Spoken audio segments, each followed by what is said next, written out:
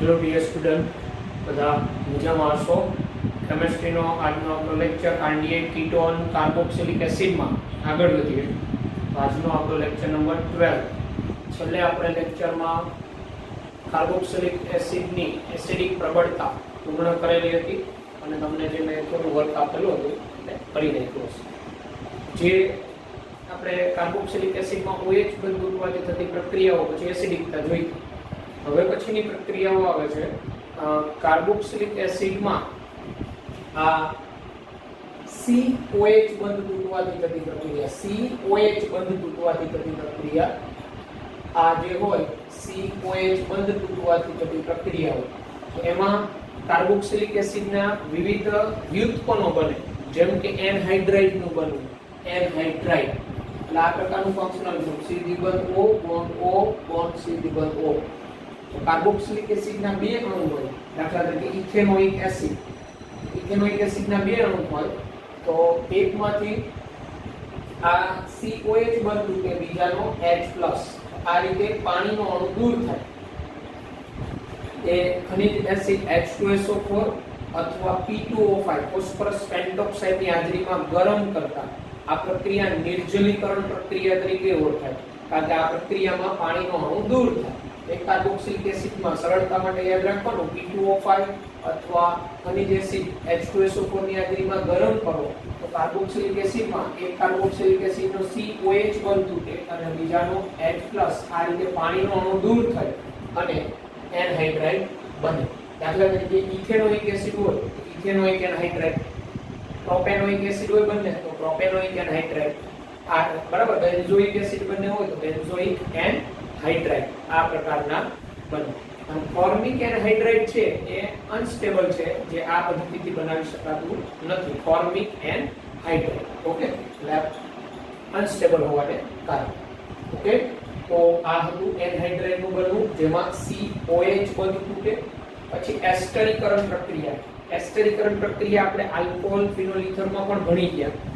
અહીંયા પણ એ જ કાર્બોક્સિલિક એસિડ અને આલ્કોહોલ આ ખનિજ એસિડની હાજરીમાં અથવા HCl ની હાજરીમાં બરાબર પ્રક્રિયા થતા આલ્કોહોલમાંથી H+ અને આ એસિડમાંથી COH બંધ તૂટે. આમાં અહીંથી બોન્ડ બ્રેક થાય, આમાં અહીંથી બોન્ડ બ્રેક થાય, પાણીનો અણુ દૂર થાય અને એસ્ટર બને. RCOOH plus R-OH તો RCOOR ડેશ. આ જે પ્રક્રિયા છે એસ્ટરીકરણની પ્રક્રિયા, આ HCl ની હાજરીમાં થતી હોય અને ફિશર સ્પિયર એસ્ટરીકરણ પ્રક્રિયા તરીકે પણ ઓળખાય. ફિશર સ્પિયર વૈજ્ઞાનિક છે, જે આપણે આલ્કોહોલ ફિનોલ ઈથરમાં પણ ભણી ગયા. હવે આ પ્રક્રિયાની એસ્ટરીકરણ પ્રક્રિયાની ઝડપ પણ મેં પ્રતિક્રિયાત્મકતા ક્રમ લખાવેલો હતો. તો જે આલ્કોહોલની એસિડિકતા વધારે એ ઝડપી આપે. તો મિથેનોલ ઝડપી આપે. Methanol greater than ethanol, greater than isopropyl alcohol, greater than tertiary butyl alcohol. Methanol ઝડપી આપે, પછી પ્રાથમિક આલ્કોહોલ, પછી દ્વિતીયક આલ્કોહોલ, પછી તૃતીયક આલ્કોહોલ. કારણ કે મિથેનોલની એસિડિકતા વધારે છે એટલે H+ દૂર થાય. કાર્બોક્સિલિક એસિડમાં અહીંયા જેમ નાના કદનો સમૂહ આ એમ ઝડપી આપે.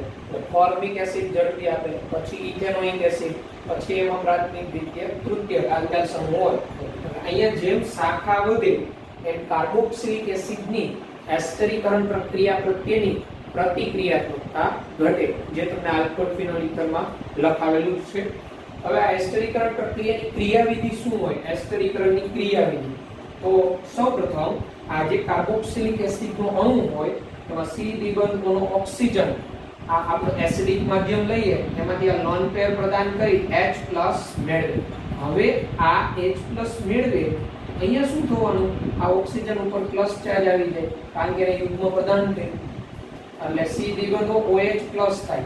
પણ મેં તમને આગળ પણ કીધેલું કે વધુ વિદ્યુત ઋણ પરમાણુ ઉપર ધન વીજભાર હોય તો એ સારો એવો લિવિંગ ગ્રુપ બને, તો એની આકર્ષવાની વૃત્તિ વધે. એટલે પછી શું થાય? તો આ ઓક્સિજન અહીંથી આ જે ડબલ બોન્ડનું યુગ્મ આ ઓક્સિજન મેળવે એટલે આ કાર્બન ઉપર ધનભાર વધે. આ કાર્બન ઉપર ધનભાર વધે એટલે હવે આપણો આ આલ્કોહોલનો અણુ છે એ કેન્દ્ર અનુરાગી પ્રક્રિયક તરીકે અહીંયા દાખલ થાય. અહીંથી આ કેન્દ્ર અનુરાગી તરીકે, અહીંથી આ સિંગલ બોન્ડ OH. આ એક જ કાર્બન ઉપર બે OH આનો અણુ દાખલ થાય, આમાંથી આ ઓક્સિજન યુગ્મ પ્રદાન કર્યું, એ ઓક્સિજન ઉપર અહીંયા પ્લસ ચાર્જ આવે એટલે COH bond O R dash H O ઉપર પ્લસ ચાર્જ.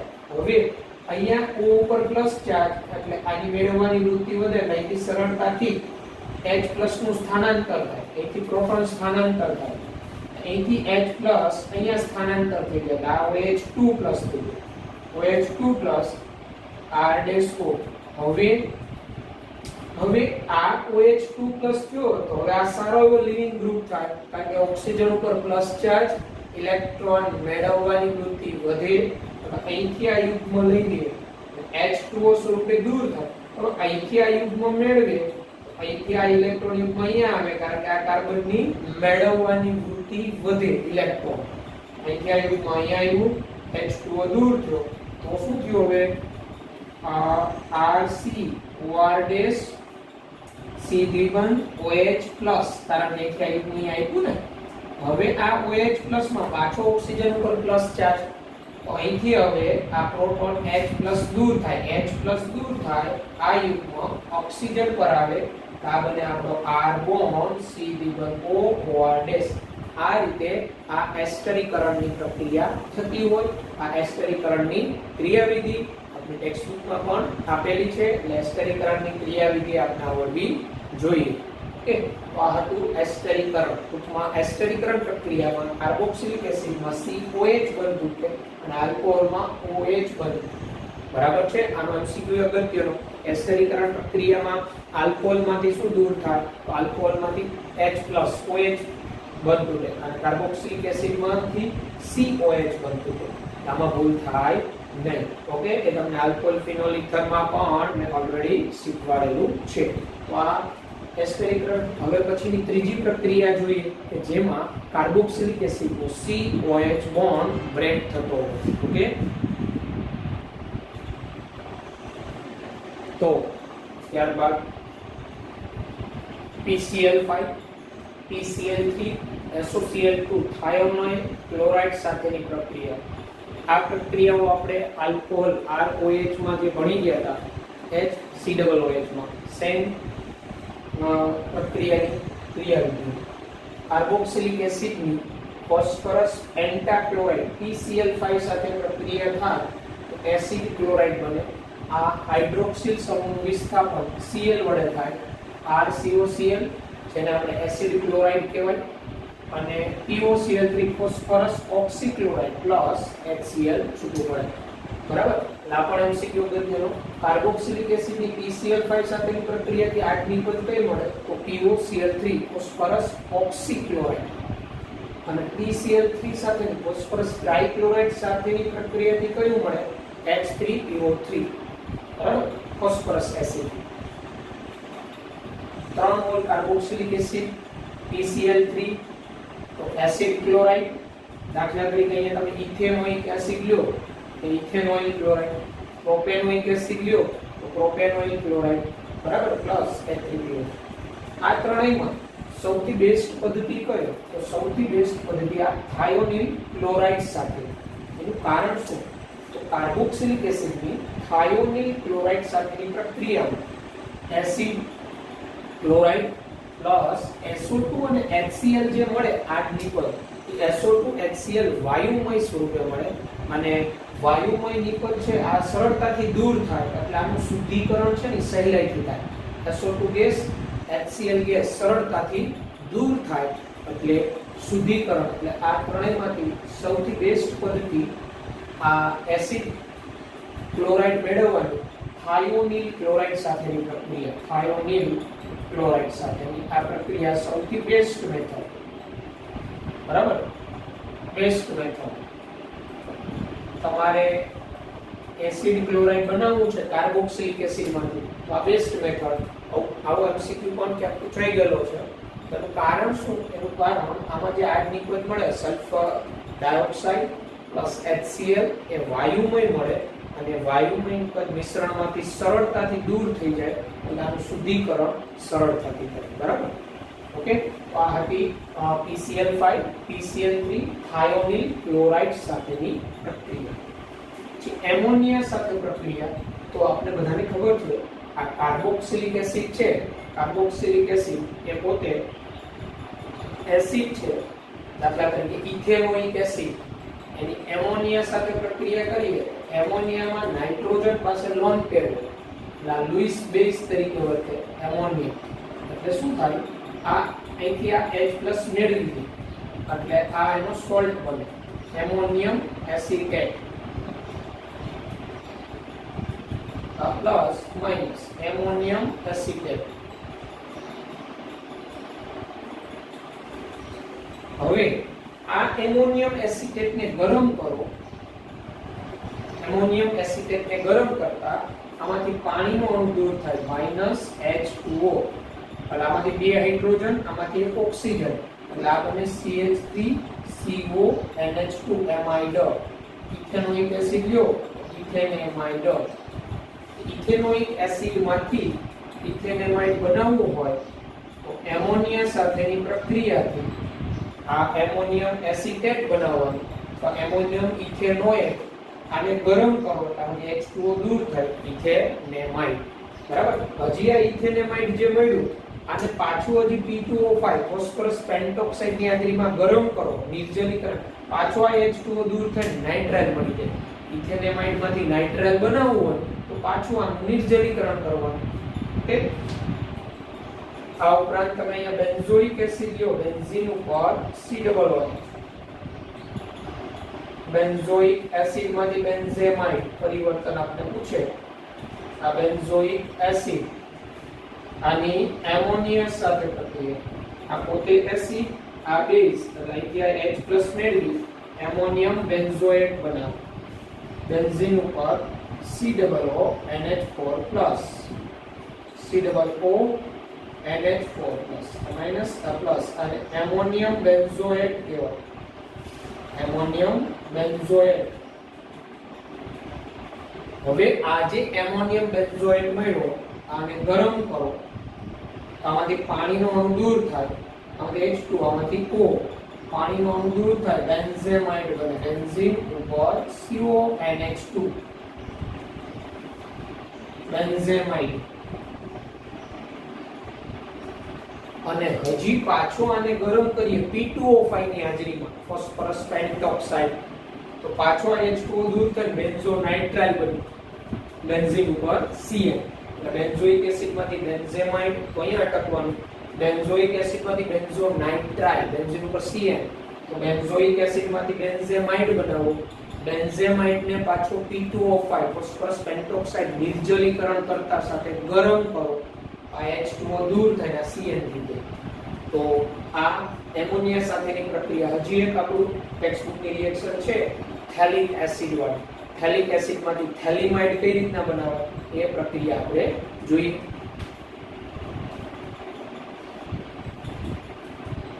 આ રીતે હવે થેલિક એસિડ લઈએ, દાખલા તરીકે થેલિક એસિડ,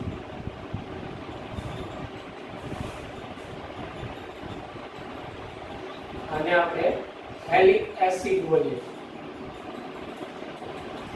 આ થેલિક એસિડની એમોનિયા સાથે પ્રક્રિયા આ રીતે એમોનિયમ થેલેટ બને, CONH4, CONH4.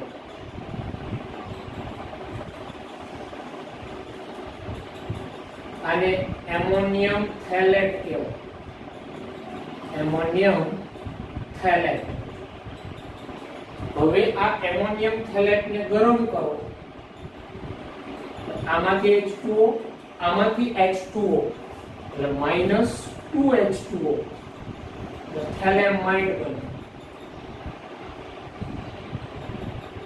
CONH2, CONH2, જેને થેલેમાઇડ, થેલેમાઇડ. આ થેલેમાઇડ ને તીવ્ર ગરમ કરો, અને તીવ્ર ગરમ કરતા આમાંથી પાણીનો અણુ પાછો દૂર થાય, એકમાંથી ઓક્સિજન, એકમાંથી H2O, -H2O, અને આ જે બને થેલિમાઇડ બને. CB બંધ O bond NH bond CB બંધ O અને થેલિમાઇડ કહેવાય. થેલિમાઇડ એટલે આપને આ ટેક્સ્ટબુક ની જે રિએક્શન છે પરિવર્તન સ્વરૂપે પૂછવું હોય પૂછી શકાય. થેલિક એસિડ માંથી થેલિમાઇડ. તો થેલિક એસિડ એટલે બેન્ઝીન 1,2 ડાયકાર્બોક્સિલિક એસિડ એમોનિયા સાથે એસિડ બેઝ રિએક્શન થાય. આ બેઝ છે એસિડ છે એટલે આ સોલ્ટ બને એમોનિયમ થેલેટ. આ એમોનિયમ થેલેટ સોલ્ટ ને ગરમ કરો H2 આમાંથી બે હાઇડ્રોજન ઓક્સિજન આમાંથી બે હાઇડ્રોજન ઓક્સિજન પાણીના બે અણુ દૂર થાય CONH2 જેને થેલેમાઇડ કહેવાય. યાદ આ થેલેમાઇડ ને હવે તીવ્ર ગરમ કરો અતિશય. આમાંથી બે હાઇડ્રોજન આમાંથી ઓક્સિજન પાણીનો અણુ દૂર થાય. સોરી પાણીનો અણુ નહીં સોરી એમોનિયા દૂર થાય માઈનસ એમોનિયા મિસ્ટેક. પાણીનો અણુ નહીં એમોનિયા. આમાંથી NH2 આમાંથી H+ આ રીતે એમોનિયા વાયુ દૂર થાય તીવ્ર ગરમ કરતા અને થેલિમાઇડ બને. પાણીનો અણુ એમોનિયા દૂર થાય આમાંથી NH2 તો આમાંથી H+. આ રીતે CB બંધ O NH બોન્ડ CB બંધ થેલિમાઇડ બને. તો આ થેલિક એસિડ માંથી થેલિમાઇડ.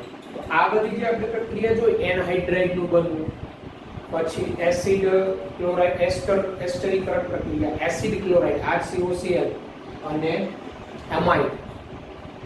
તો આજે બધા આપણે જોયા આપણે હવે એ જોવાનું છે કે આ એનહાઇડ્રાઇડ માંથી આપણે શું એસિડ ક્લોરાઇડ બનાવી શકીએ કે એસિડ ક્લોરાઇડ માંથી એનહાઇડ્રાઇડ બનાવે.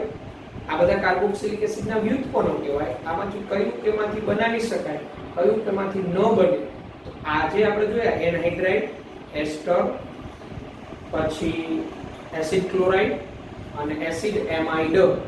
આ ચારેયમાં પ્રતિક્રિયાત્મકતા કોની વધુ અને પ્રતિક્રિયાત્મકતા કોની ઓછી અને કેમાંથી કયું બનાવી શકાય કયું ન બનાવી શકાય શા માટે એ કન્સેપ્ટ આપણે ભણવાનો છે જે ટેક્સ્ટબુકમાં નથી પણ નીટના પોઈન્ટ ઓફ વ્યૂ આ ચારેયમાં પ્રતિક્રિયાત્મકતા કોની વધારે એ પ્રતિક્રિયાત્મકતા હું અહીંયા સમજાવું છું. ઓકે તો એસિડ ક્લોરાઇડ એનહાઇડ્રાઇડ એસ્ટર અને અમાઇડ. આની અંદર એસિડ ક્લોરાઇડમાં આની જે પ્રક્રિયા થાય આમાં લિવિંગ ગ્રુપ Cl- હોય દૂર થતો સમૂહ. આની અંદર લિવિંગ ગ્રુપ RCOO- હોય. આની અંદર આ લિવિંગ ગ્રુપ અલ્કોક્સાઇડ આયન હોય અને આમાં દૂર થતો સમૂહ એમાઇડ હોય. તો આમાંથી પ્રતિક્રિયાત્મકતા કોની વધુ રાસાયણિક પ્રતિક્રિયાત્મકતા. તો રાસાયણિક પ્રતિક્રિયાત્મકતા જેમાંથી સરળતાથી દૂર થતો શું બરાબર લિવિંગ ગ્રુપ હોય સારો એવો લિવિંગ ગ્રુપ એની પ્રતિક્રિયાત્મકતા વધારે હોય.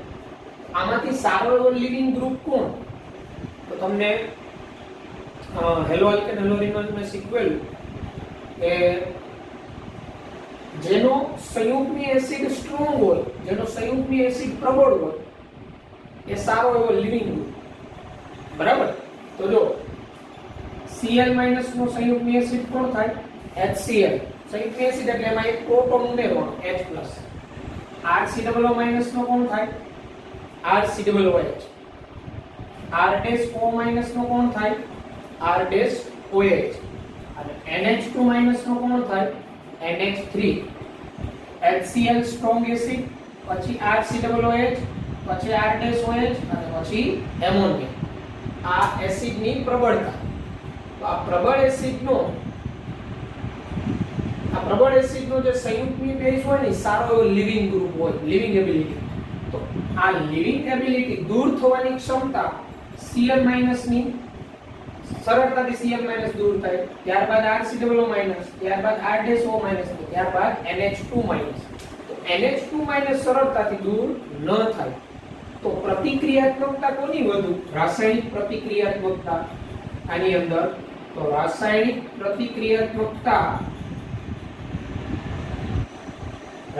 પ્રતિક્રિયાત્મકતા એસિડ ક્લોરાઇડ ની વધારે સીધી બંધ O Cl એસિડ ક્લોરાઇડ ની વધારે કોના કરતા એનહાઇડ્રાઇડ કરતા R સીધી બંધ O બોન્ડ O સીધી બંધ O R એનહાઇડ્રાઇડ એનહાઇડ્રાઇડ ની વધારે કોના કરતા એસ્ટર R સીધી બંધ O OR ડેશ એસ્ટર ની વધારે કોના કરતા અમાઇડ R સીધી બંધ O NH2 બરાબર એસિડ ક્લોરાઇડ ની પ્રતિક્રિયાત્મકતા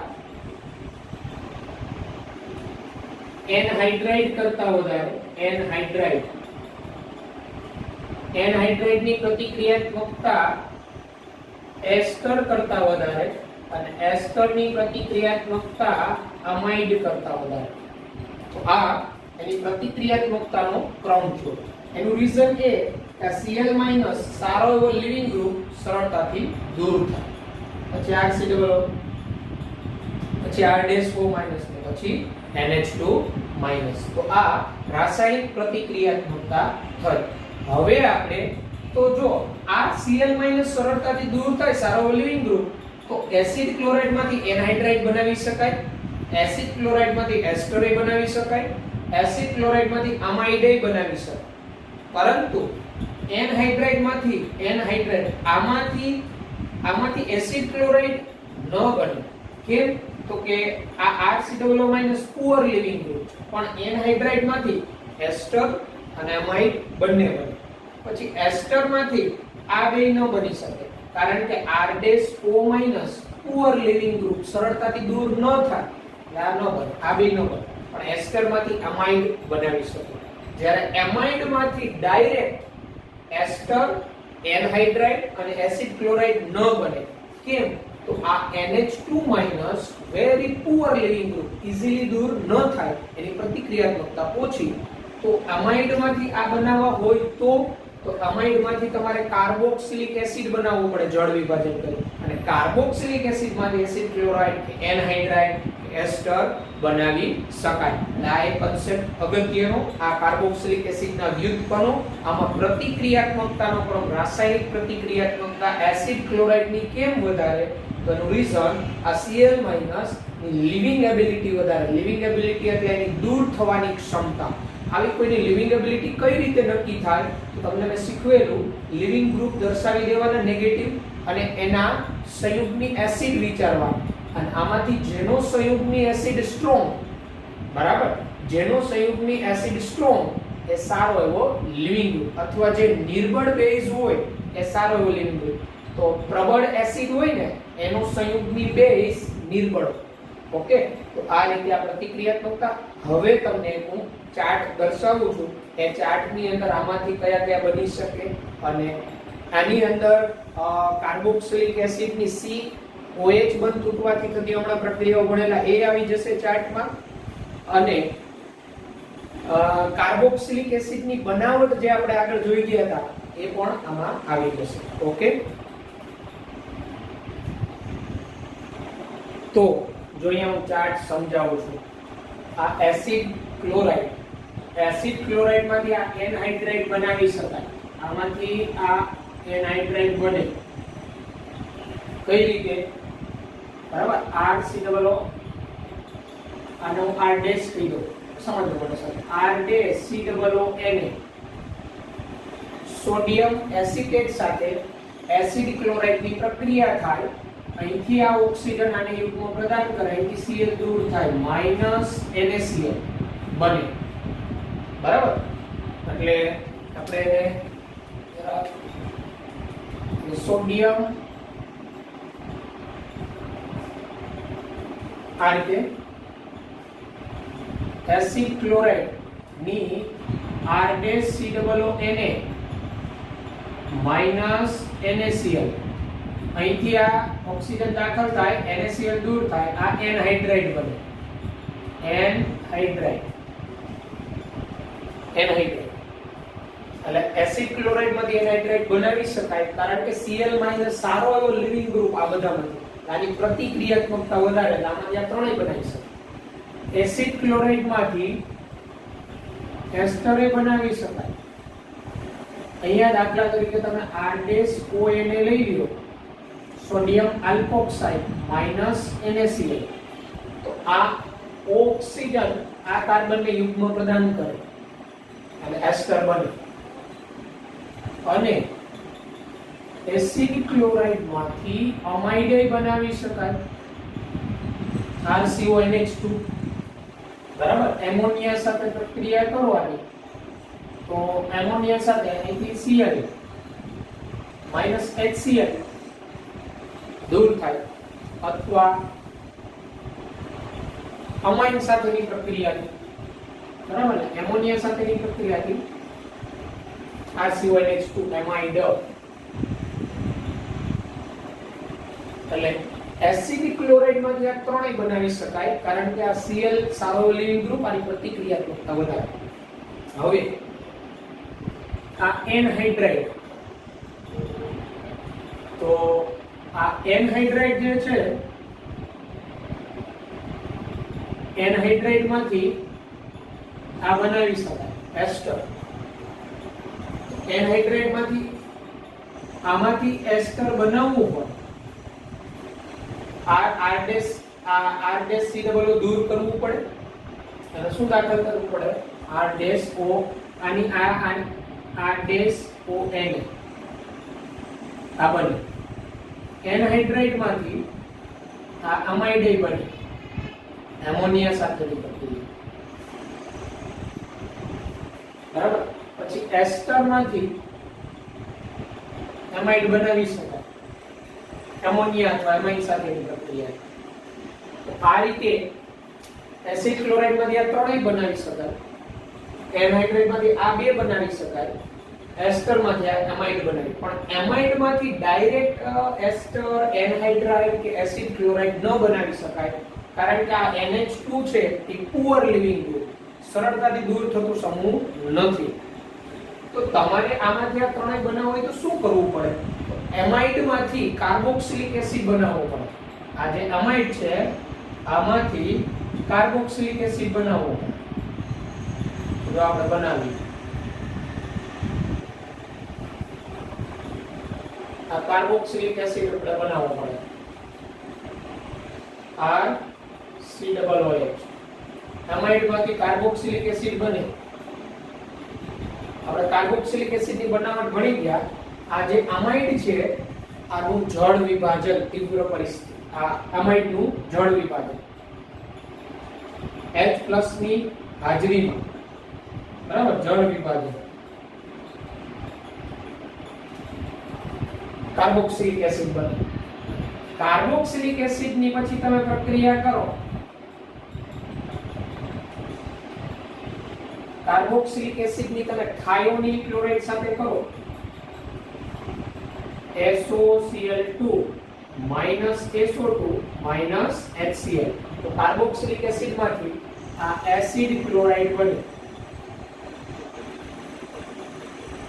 એસિડ ક્લોરાઇડ કાર્બોક્સિલિક એસિડ બરાબર હવે જો આપણે આખો ચાર્ટ બનાવીએ છીએ આમાંથી તમને કાર્બોક્સિલિક એસિડ ની ચાર માંથી આ બનાવટે આવી જશે કાર્બોક્સિલિક એસિડ માંથી પણ આવે પરિવર્તન માટે ઉપયોગી થશે ઓકે તમે પાછા એસિડ ક્લોરાઇડ માંથી કાર્બોક્સિલિક એસિડ બનાવતા હતા એસિડ ક્લોરાઇડ નું જળ વિભાજન જો તમે H2O કે એસિડ ની હાજરીમાં કરતા હતા તો કાર્બોક્સિલિક એસિડ બનતું બેઝ ની હાજરીમાં કરતા હતા તો કાર્બોક્સિલેટ આયન બનતું આનું જળ વિભાજન કરો ને તમે આનું જળ વિભાજન H2O H+ ની હાજરીમાં જળ વિભાજન કાર્બોક્સિલિક એસિડ બને ઓકે પછી તમે આજે શીખેલા એનહાઇડ્રાઇડ નું બનાવવાનું આ લેક્ચરમાં કાર્બોક્સિલિક એસિડ માંથી આ એનહાઇડ્રાઇડ એ બને કાર્બોક્સિલિક એસિડ માંથી જો એનહાઇડ્રાઇડ બને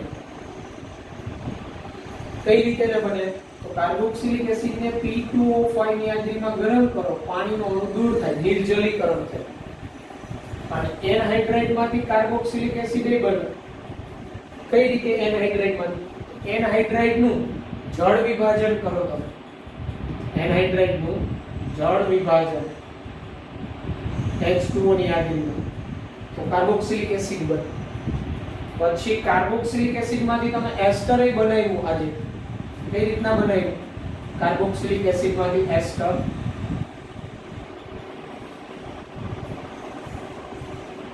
કાર્બોક્સિલિક એસિડ માંથી એસ્ટર અને આલ્કોહોલ સાથેની પ્રક્રિયાથી R-OH એસિડિક ઉદ્દીપકની હાજરીમાં આલ્કોહોલ સાથેની પ્રક્રિયાથી -H2O થયું અને એસ્ટરનું આપણે જળ વિભાજન કરેલું, એસ્ટરનું જળ વિભાજન તમે એસિડની હાજરીમાં કરો તો ડાયરેક્ટ કાર્બોક્સિલિક એસિડ, બેઝની હાજરીમાં કરતા હતા તો કાર્બોક્સિલેટ આયન બનતો તો કાર્બોક્સિલિક એસિડની બનાવટ જોજો એસ્ટરમાંથી આપણે કરેલું કાર્બોક્સિલિક એસિડ.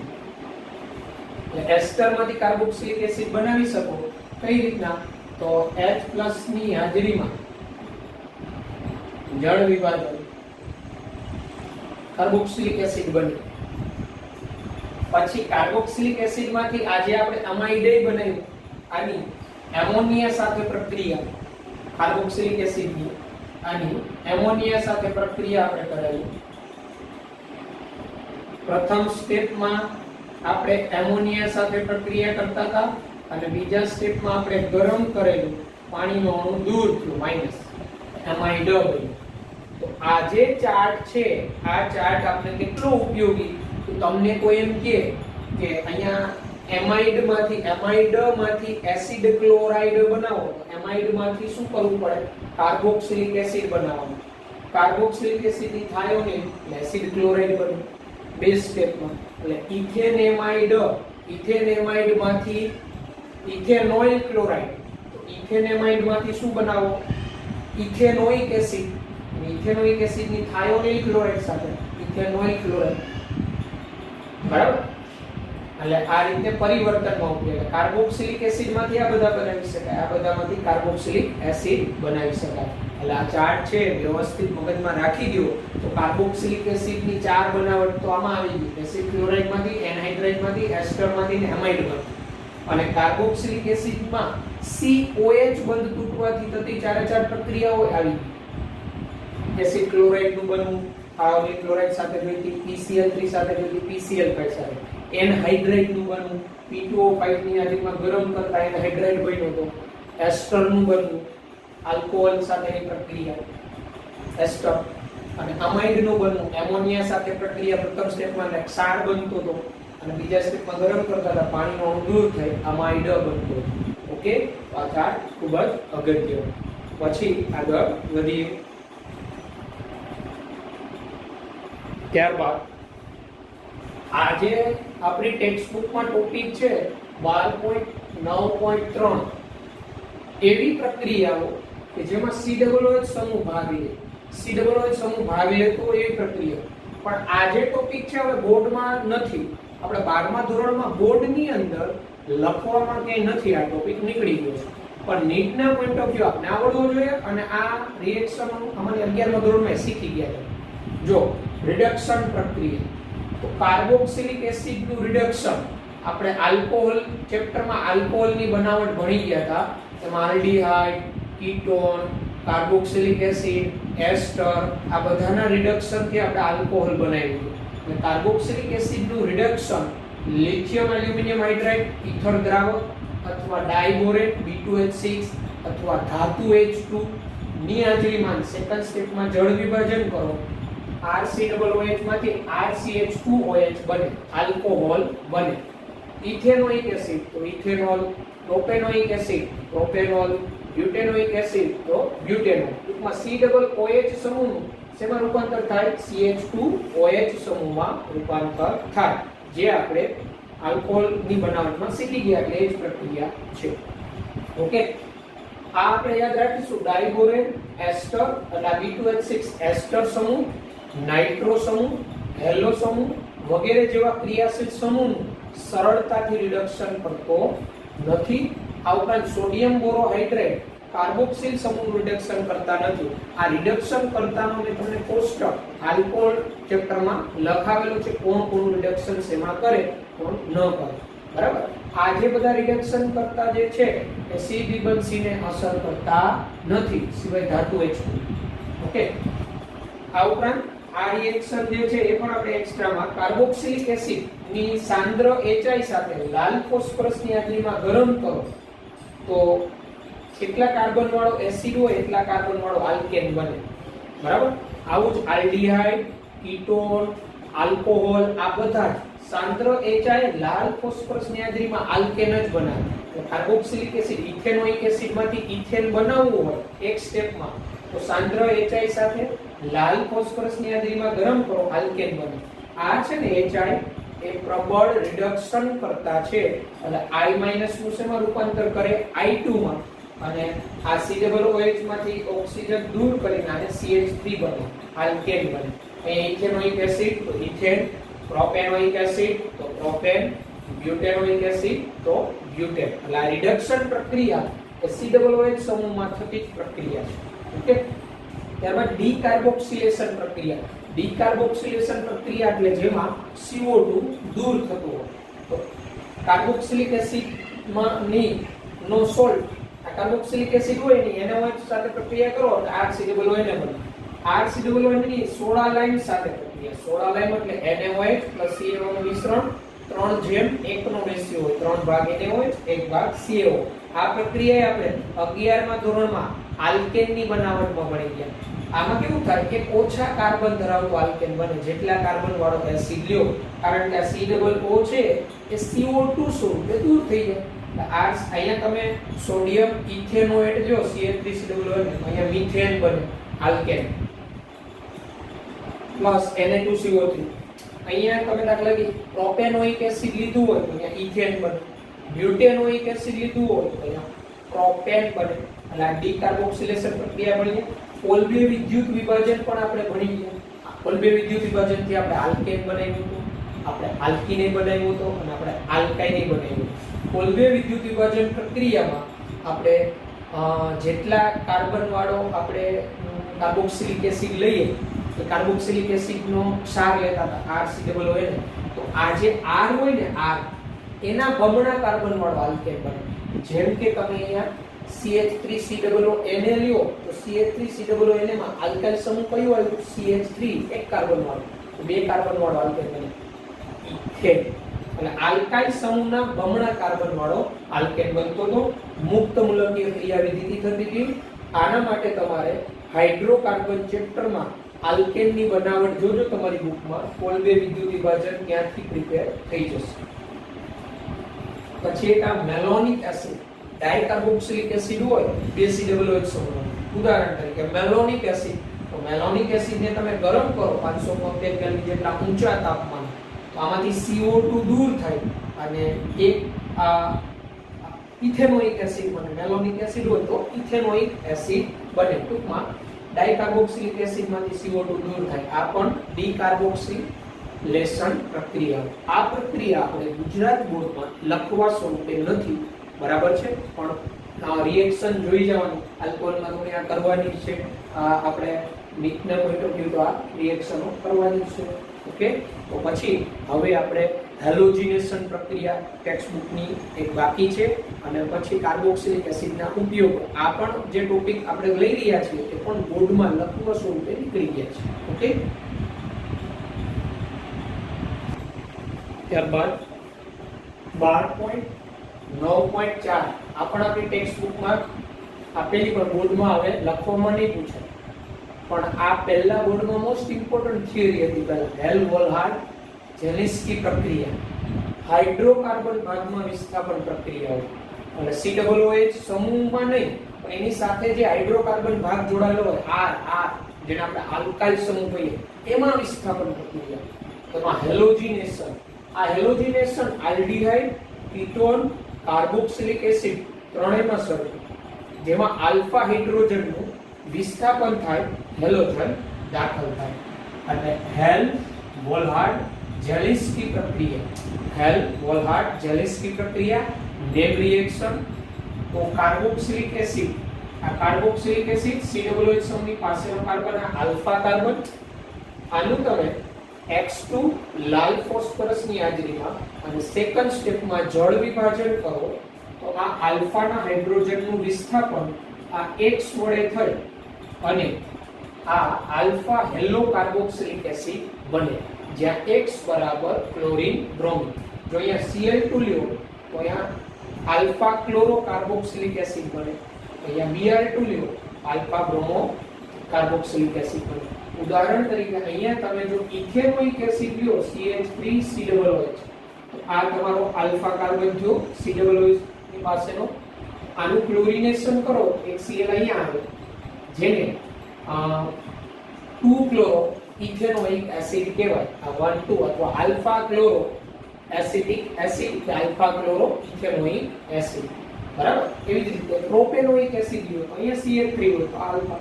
ટૂંકમાં હેલ્મહોલ્ટ્ઝ જેલિસ્કાઈ પ્રક્રિયા કાર્બોક્સિલિક એસિડનું હેલોજિનેશન પ્રક્રિયા છે. એની પ્રક્રિયા પરિસ્થિતિ આપણે યાદ રાખીશું કે Cl2 લાલ ફોસ્ફરસની હાજરીમાં સેકન્ડ સ્ટેપમાં જળ વિભાજન, તો COOH ની પાસેનો કાર્બન આલ્ફા ત્યાંથી H દૂર થઈ ત્યાં Cl એન્ટર થાય. જો Br2 લો તો Br એન્ટર થાય. આ પ્રક્રિયાની ક્રિયાવિધિ છે, પણ ક્રિયાવિધિ ખૂબ લાંબી છે જે તમારે ક્રિયાવિધિ કરવાની કોઈ જરૂર નથી. બરાબર. અને આ જે પ્રક્રિયા છે સેમ આલ્ડીહાઇડ કીટોનમાં એ જ રીતે આલ્ડીહાઇડમાં CHO ની પાસેનો કાર્બન આલ્ફા તો ત્યાં હેલોજિનેશન દીધું હોય. કીટોનમાં C≡O નો કાર્બન એની પાસેનો કાર્બન આલ્ફા ત્યાંથી H દૂર થાય કે હેલોજન દાખલ થાય. પછી વલય વિસ્થાપન, ઇલેક્ટ્રોન અનુરાગી વિસ્થાપન પ્રક્રિયા. આ તો આપણી ખૂબ જૂની જાણીતી પ્રક્રિયાઓ આપણે હાઇડ્રોકાર્બનમાં ભણી ગયા હતા. તો બેન્ઝીન ઉપર COOH સમૂહ કેવો ઇલેક્ટ્રોન આકર્ષક એટલે મેટા નિર્દેશક. અને બેન્ઝોઇક એસિડનું નાઇટ્રેશન કરો, સાંદ્ર HNO3 સાંદ્ર H2SO4 ની હાજરીમાં પાણીનો અણુ દૂર થાય, મેટા નાઇટ્રોબેન્ઝોઇક એસિડ. IUPAC રીતે 3 નાઇટ્રોબેન્ઝોઇક એસિડ. એવી જ રીતે તમે બેન્ઝોઇક એસિડનું બ્રોમિનેશન કરો Br2 FeBr3 ની હાજરીમાં, તો બ્રોમિનેશન થી કયો ઇલેક્ટ્રોન અનુરાગી આવે Br+ અને COOH સમૂહ કેવો નિર્દેશક મેટા. નવો આવતો Br ક્યાં દાખલ થાય ના મેટા સ્થાને, જેને 3 બ્રોમો બેન્ઝોઇક એસિડ કહેવાય અથવા meta bromo benzoic acid. Benzoic એસિડનું સલ્ફોનેશન કરો તો SO3H સમૂહ ત્યાં આવે મેટા સ્થાને આવે. તો આ રીતે આ ઇલેક્ટ્રોન અનુરાગી વિસ્થાપન પ્રક્રિયા. વિદ્યાર્થી મિત્રો, આપણી ટેક્સ્ટ બુકની રિએક્શનો મોટાભાગની કમ્પ્લીટ ટેક્સ્ટ બુકમાં હવે કાર્બોક્સિલિક એસિડના ઉપયોગો આપેલા છે. એ ઉપયોગો તમે રીડ કરી જાજો. બોર્ડમાં લખવા સ્વરૂપે કે આવવાના નથી, ફક્ત MCQ સ્વરૂપે ક્યાંય પૂછવા હોય તો પૂછી શકે. બરાબર. પણ મોસ્ટ ઇમ્પોર્ટન્ટમાં નથી એના MCQ. કાર્બોક્સિલિક એસિડનો ઉપયોગ પણ તમે રીડ કરી જાજો. અહીંયા આપણે આ ચેપ્ટર આપણું ટેક્સ્ટ બુક કન્ટેન્ટ મુજબ કમ્પ્લીટ કરીએ છીએ. થોડી ઘણી એક્સ્ટ્રા રિએક્શન નીટના પોઈન્ટ ઓફ વ્યૂ કરાવીશ, પણ પહેલા તમારે લોકોએ ટેક્સ્ટ બુકની એક એક રિએક્શન તમને આવડતી હોય પરફેક્ટ, પછી એક્સ્ટ્રા રિએક્શન તમારે કરવાનું. બરાબર છે. તો આજનો આપણો આ લેક્ચર અહીંયા સુધી રાખીએ. પછીના લેક્ચરમાં હું સ્વાધ્યાય કરાવીશ અને સ્વાધ્યાય કમ્પ્લીટ થઈ જાય પછી આ ચેપ્ટરના નીટના પોઈન્ટ ઓફ વ્યૂ જે એક્સ્ટ્રા અમુક નેમ રિએક્શનો છે જે ઇમ્પોર્ટન્ટમાં આવે છે એ રિએક્શનો હું કરાવીશ. બરાબર છે. એટલે MCQ જે PDF મળી ગયેલી હોય એ સોલ્વ કરવા માંડવાય. Okay, good bye, take care.